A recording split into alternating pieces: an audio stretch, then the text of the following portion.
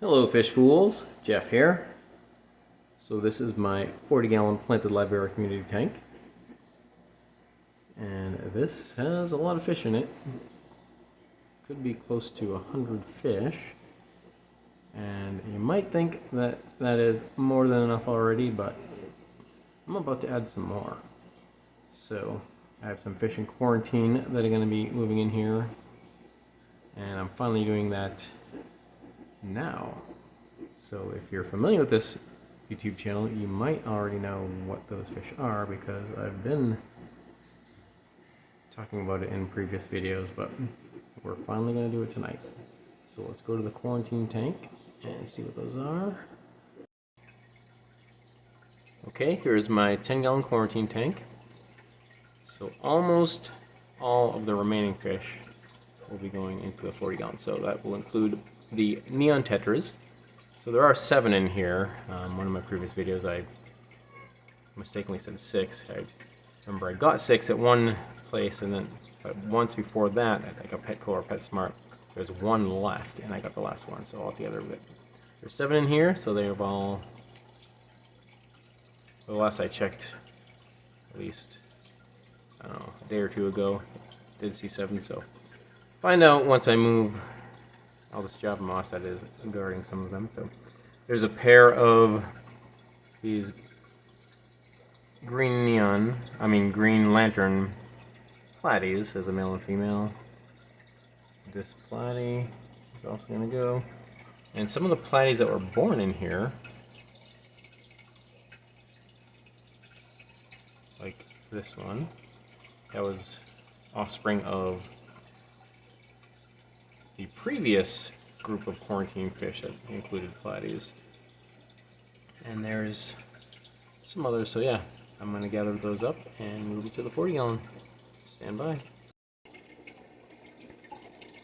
So as I'm in the middle of gathering the fish, you can see some little platy fry here towards the bottom of the Java moss. Those tiny ones I'm just going to leave in here for now, give them a chance to grow some in here. I think they'd be, as it goes in and out of focus. You kind of see them right there. Yeah, those are pretty small enough to get eaten. Because what I'm doing is gathering the fish in here so they can get eaten and easy targets if I put them in here. So let them try to survive in here and grow some, and I'll get them later. Alright.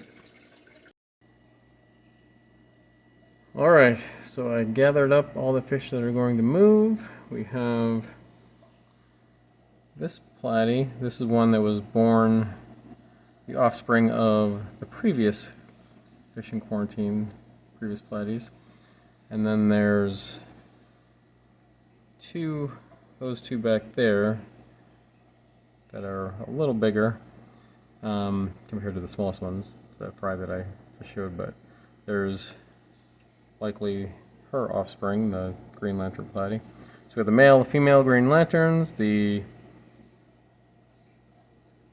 gold red tail platy. There's 6 neon tetras in here. There were actually 7, but unfortunately I killed one in the process. With the net, I just slammed it into the side of the glass and it was left lifeless. It looked fine. It actually looked better than all these in here. Its lifeless body was still nice and blue. And no, didn't seem to be, but it must have been just internally smashed. But these now are not very, kind of gone pale a little bit after being caught in here. And I did decide to give it a shot trying to take one of the little fry. So there it is there. It didn't get eaten, or at least not swallowed, but that is dead. Looks like one of the fish in here tried to eat it and killed it. That is unfortunate too. I thought, you know, maybe take a shot when but they got to it. I mean, I would have rather, if they're going to eat it, going to kill it, to eat it entirely, but yeah. But there's still, I don't know, at least a half dozen or so that are fried that are still in the Java moss in here. So yeah. So what remains are the one white cloud that's going to go in my 5.5 gallon. The red-eye tetra, that's the permanent resident of this tank. It's going to stay in here. And the Siamese algae eater, for now, will stay in here until I decide on where to put it. Whatever, if there's a tank that has some algae growth, I guess that's what I'll move it to when that happens. So yeah, all right. So I'm going to get these acclimated and dump them into the new tank. All right, let's get ready for the release. Here they are.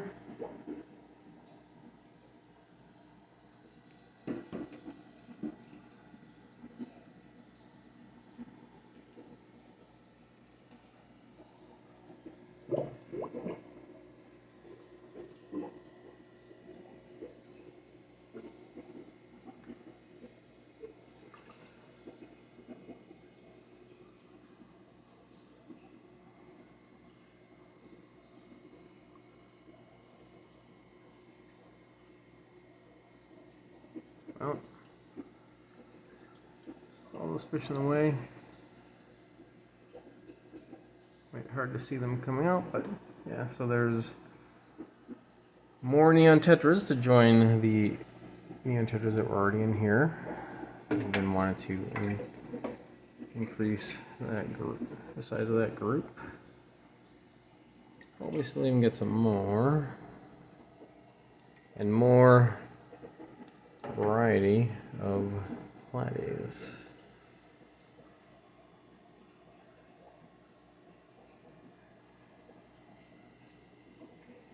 Here's one of the newcomers, there's the male. And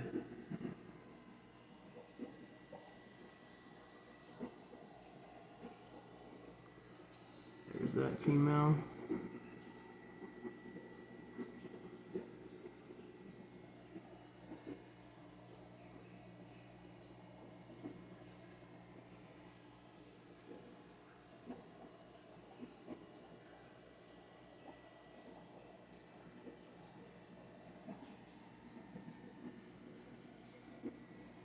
And I don't know, the rest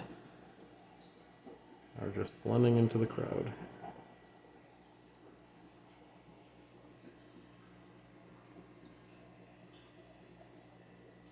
But yeah. So with that, just have to move the one white cloud, and then that'll free up the quarantine tank so that I can get yet some more new fish. And what I want to do next is get some more autosynkless to add to my 40 gallon on my 84 gallon, and I think now is the chance that I can get some pea puffers. So I've been wanting to get pea puffers again, and now that for the most part all the community tanks, the missing pieces that I wanted to add have been added. So yeah. Alright, but yeah, cool looking tank, lots of variety, mostly platies, guppies, some swordtails, the Siamese algae eaters. The 3 are out in the open here. If you've been following the channel, you may know that there was a time when they were not eating the blackbeard algae in here, but they have since, and there is no blackbeard algae anymore. So I did have a theory when the Java moss was really, really thick, it was just too dense for them to maneuver. And since I thinned it out, they've been coming out, and yeah. So we've taken care of that. There's Julii corridors, so the majority of the Julii corridors in here were born in here. I never saw eggs. I never saw them spawning, but I did have just 3 adults, and now there's altogether, I believe there's 7 or 8 Julii corridors in here now altogether. And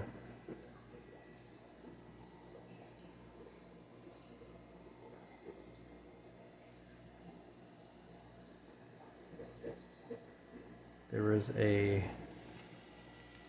male neon dwarf gourami in here. Right now I'm not seeing it, but I know I saw it earlier. There it is.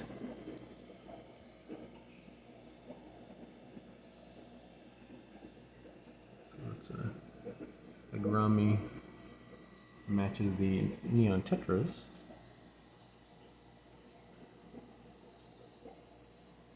Yeah. All right. Well, that's it for now. And remember, I'm Jeff, and I enjoy fishes. Thanks for watching.